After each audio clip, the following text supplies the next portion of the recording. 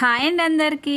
అందరు ఎలా ఉన్నారు? మేమైతే చాలా బాగున్నాము. ఈ వీడియోలో చూపిస్తున్న శారీ వచ్చేసి ఆల్మోస్ట్ ఒక 9 ఇయర్స్ అయితే కంప్లీట్ అవుతుంది. ఆ మ్యారేజ్కి మా మేనమామలు మా అమ్మకు తీసుకున్న శారీ అనమాట. అయితే ఈ శారీ అప్పట్లో కొంచెం ట్రెండింగ్లో ఉంది కాబట్టి నేనైనా కట్టుకుంటా అనేసి అమ్మకైతే ఈ శారీ సెలెక్ట్ చేశాను. ఒకసారి కట్టుకుంటే మళ్ళీ కట్టుకోదు కదా అనేసి.